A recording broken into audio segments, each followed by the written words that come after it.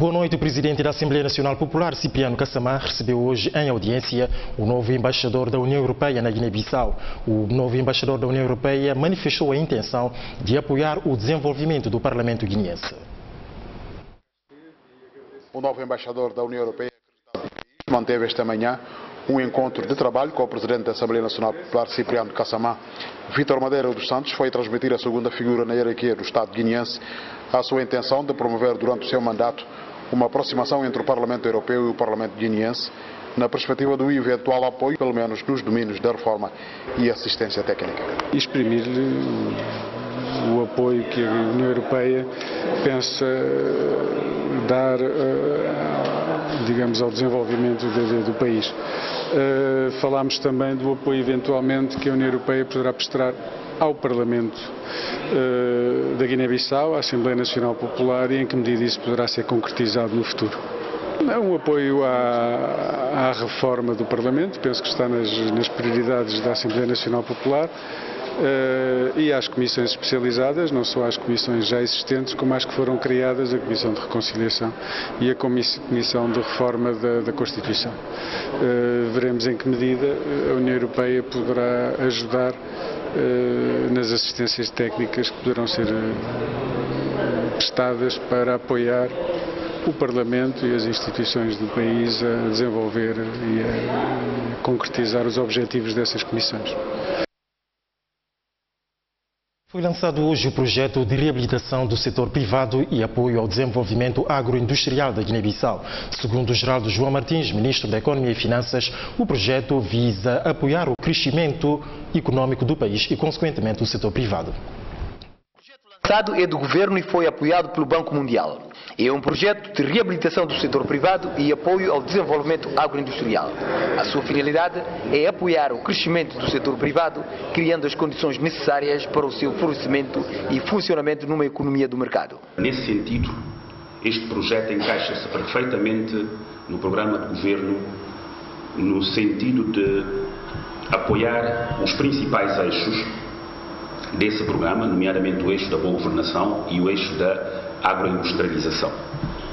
Como sabem, o setor privado desempenha um papel fundamental numa economia de mercado, enquanto criador de riqueza, mas também gerador de emprego.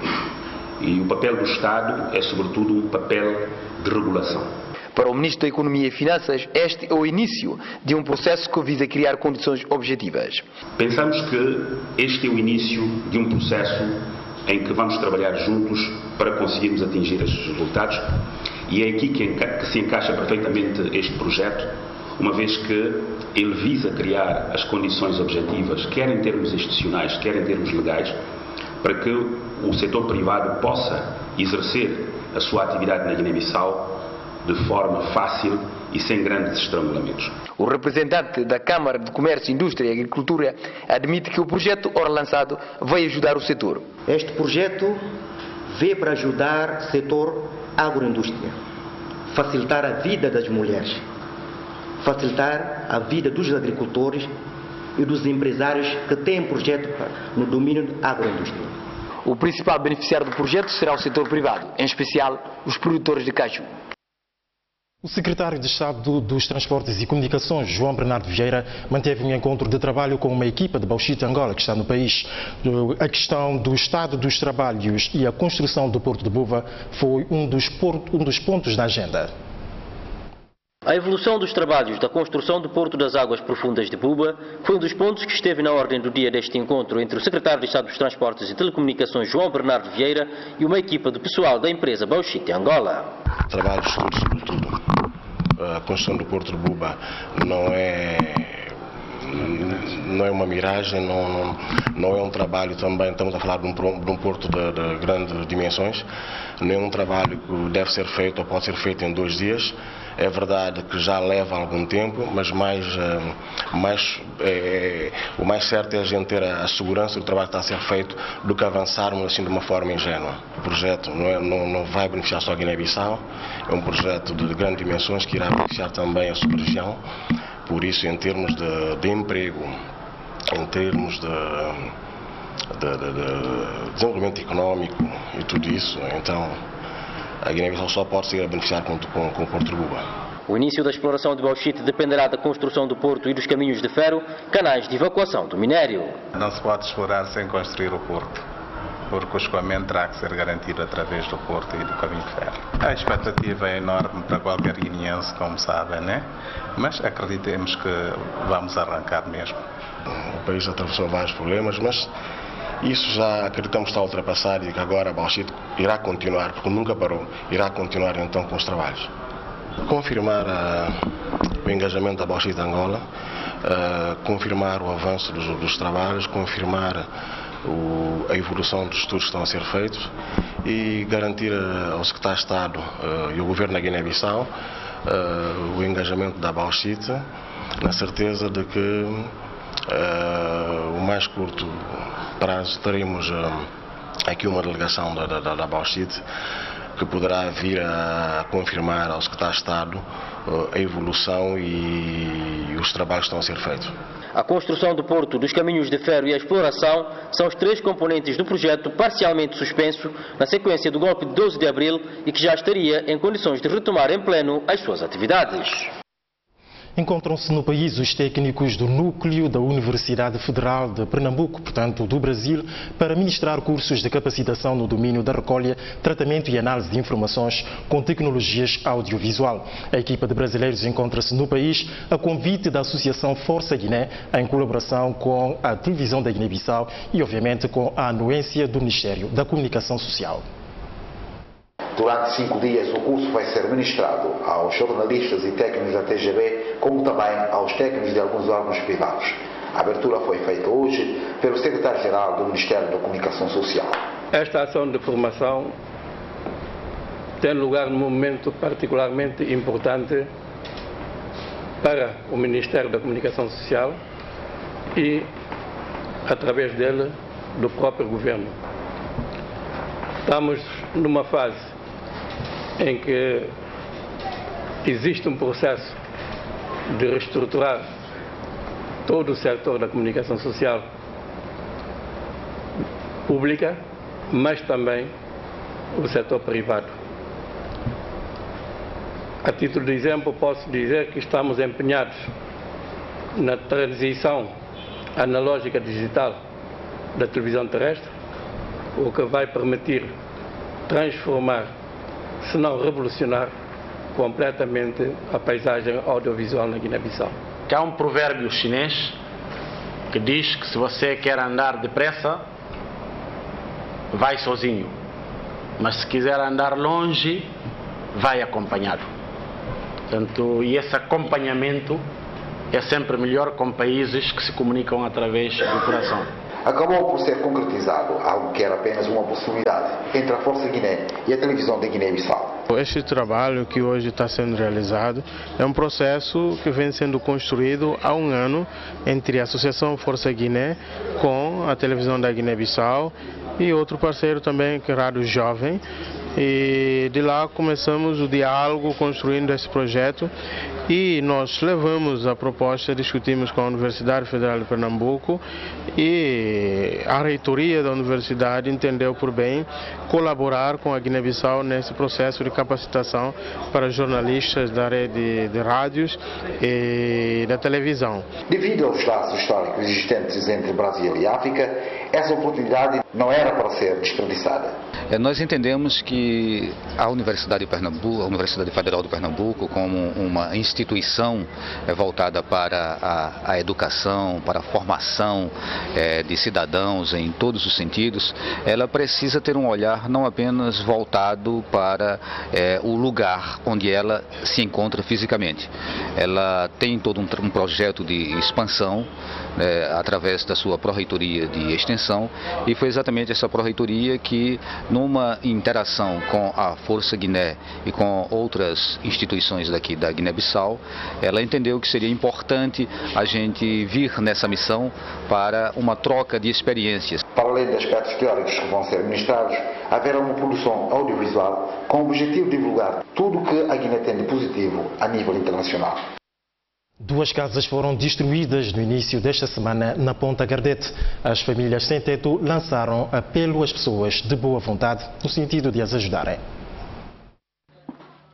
Foram destruídas 2 casas na Ponta Gardete pelo incêndio. David Indani explicou o sucedido e pediu o apoio das pessoas de boa vontade. Estava fora, não sai tudo, menino, só que ficava ali. E consegui meter casa, dinheiro, mongar no fogo.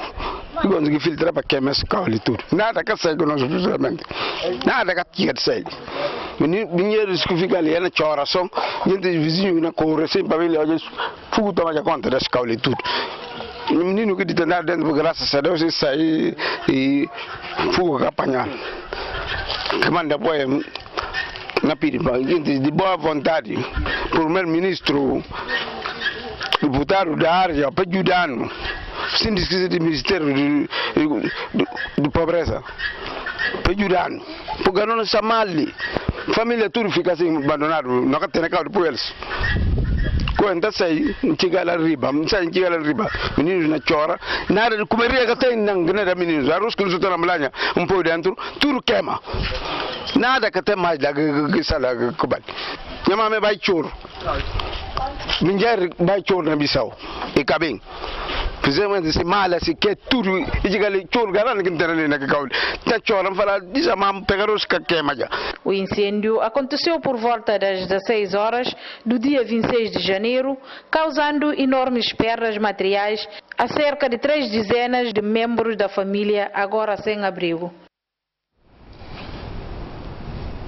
O projeto de desenvolvimento dirigido às comunidades PDC procedeu a mais uma entrega de complexo escolar na região de Bafatá. Desta vez, as beneficiárias são as comunidades de Candombe Mané e Jabel, na região de Bafatá.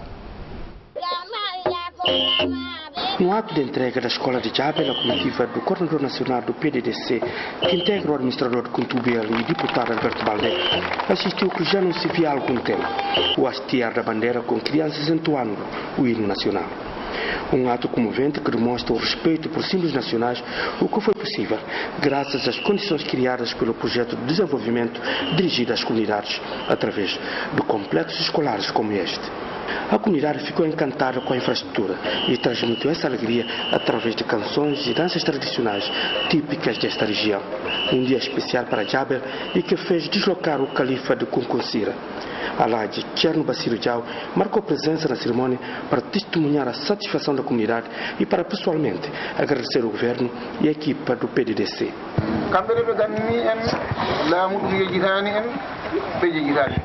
Esse projeto ali é mostrar população, governo que esquece de povo e é projeto que esquece de povo. Então, é na pedir para o governo para Deus burel se força mais garante de que é esse.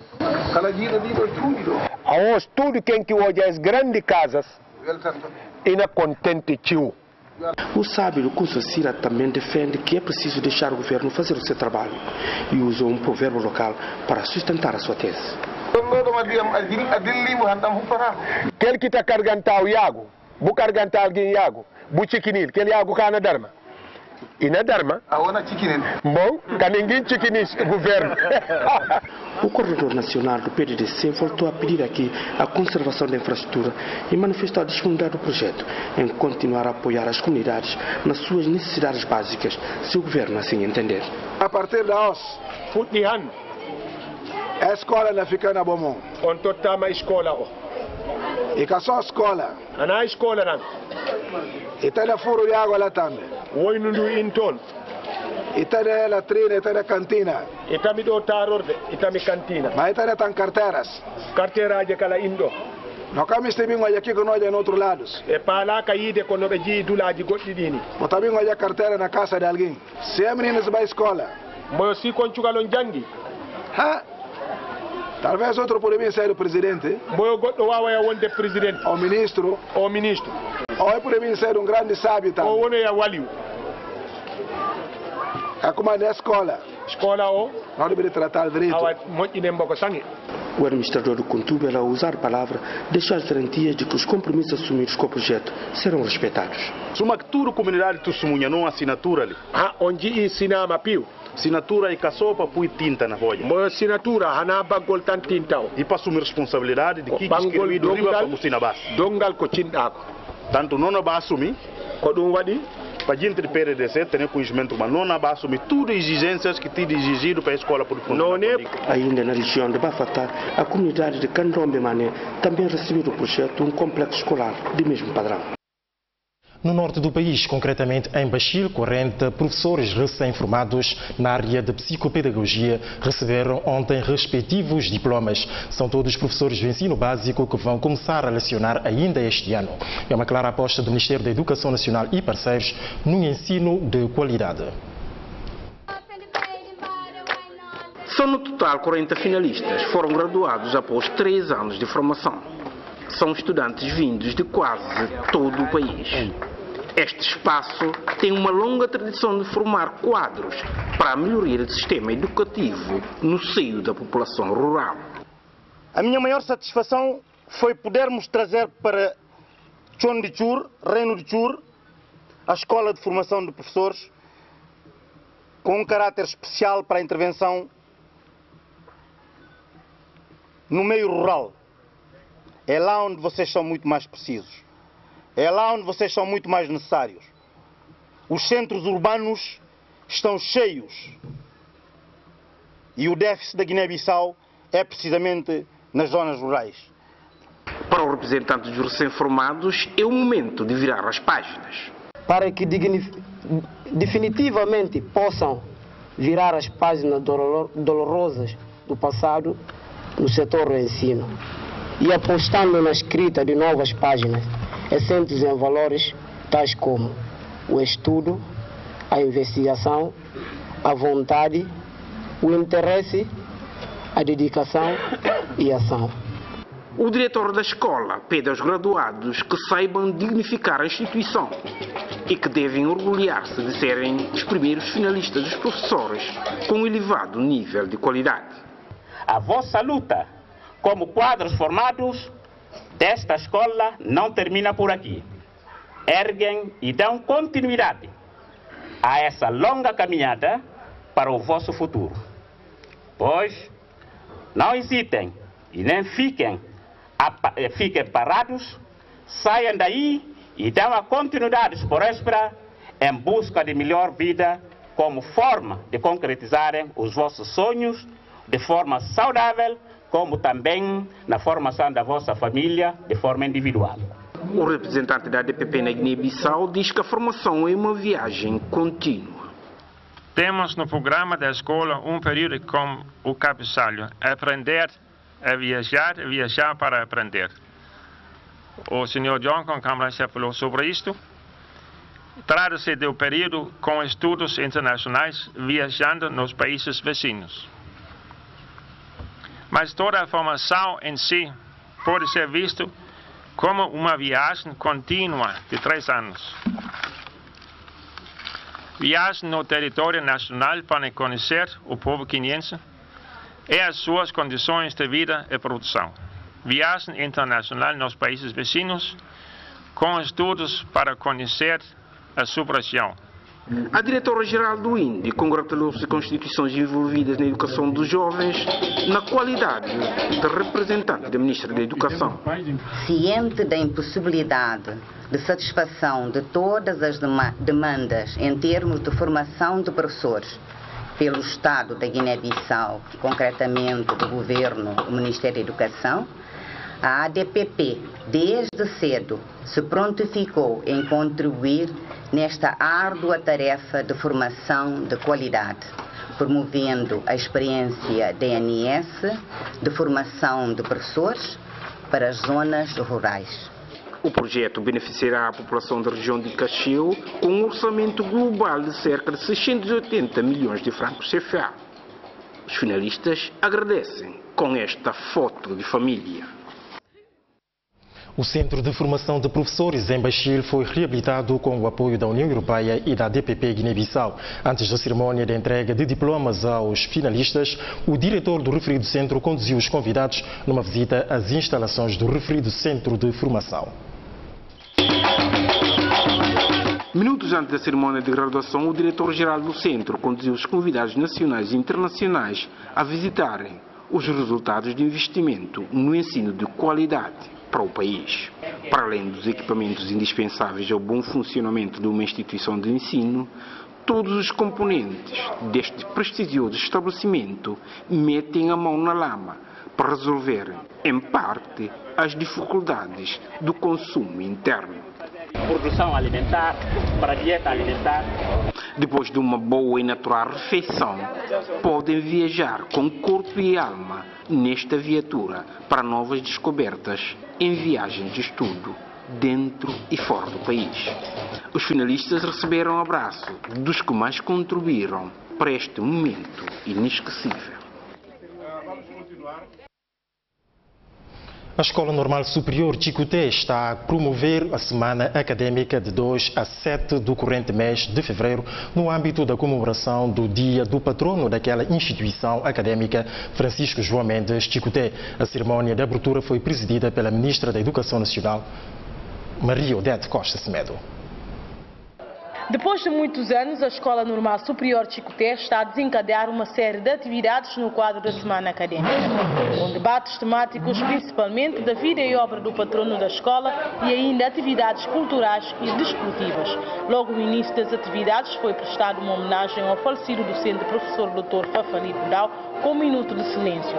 Falta de bibliotecas, de equipamento do laboratório e o reajuste de salários aos professores foram algumas das preocupações durante o evento. Este desempenho de função está a ser feita em condições pouco favoráveis, pois o trabalho, o serviço de ensino, de formação, não se resume apenas em 4 paredes da sala de aula. Requer um trabalho de investigação, quer da parte do formador, que é o professor nesse caso, e quer da parte dos estudantes. Então, para dizer que a Escola Normal Superior Chicoté está a funcionar sem bibliotecas, que é um meio de recurso, não só para alunos, também para professores. Temos laboratórios, mas estão vazios, sem nenhum material para o seu funcionamento. Muito atenta às preocupações deixadas pelos docentes e alunos, a Ministra da Educação Nacional, Maria Odete Semedo, disse: estimular a formação de valores sociais e éticos, estimular o respeito pelas diferenças de sexo, de raça, de cor, de religião, entre outros. E contributo para uma maior participação do cidadão e crescimento da sua própria cidadania. Mas para que isso aconteça, é necessário que a política pública do governo para a educação mude, e eu digo aqui que o governo está empenhado a tornar esta governação numa nova era. Um dos primeiros sinais é que o governo transformou a nossa praça escolar numa verdadeira praça de estudantes, onde temos hoje a primeira praça para internautas, onde cada um poderá navegar livremente, aceder à internet, fazer as suas pesquisas sem pagar nem sem francos. Odete Semedo, ainda durante a cerimónia, falou dos certificados falsos que estão a circular no país. Alunos a fazerem o uso de certificados falsos, professores a falsificarem diplomas para subirem de letra. Que classe é essa que nós estamos a construir? Isso não orgulha nenhum professor. Nós temos na nossa posse diplomas falsos que estiveram na posse de professores do nosso sistema.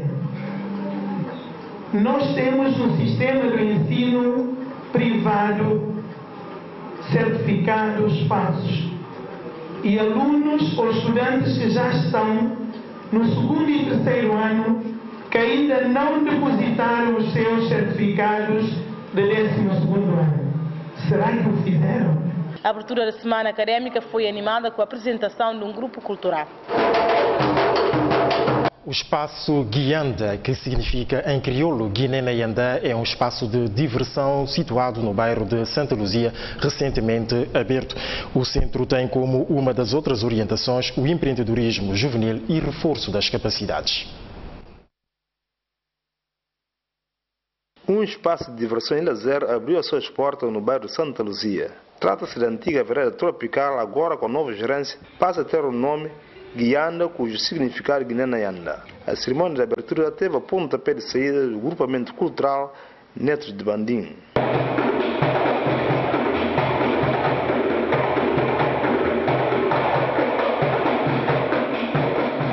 Os membros de diferentes organizações juvenis que marcaram presença nesta ato de abertura, assim como jovens vindos de diferentes bairros da capital, ouviram atentamente as intenções dos objetivos que nortearam a organização Guiné-Yandá. No objetivo é muito claro. Agora, vou perguntar, o que é que Guianda está fazendo? Guianda, enquanto associação, e pauta para quê? Para promover papel interventivo de jovens enquanto cidadãos no processo de desenvolvimento.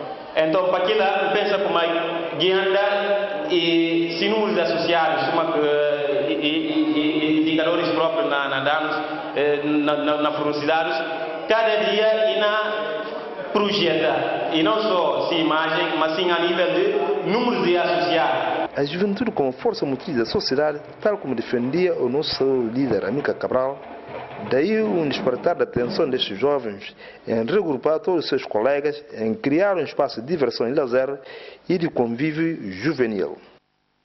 O presidente cessante da mesa da Assembleia Geral da organização intitulada Nacional Velha Guarda conferiu posse à nova direção eleita desta organização. Nacional Velha Guarda é uma organização de caráter social sem fins lucrativos. Empossados novos elementos da direção da Organização Nacional Velha Guarda, cujo mandato terá a duração de 2 anos.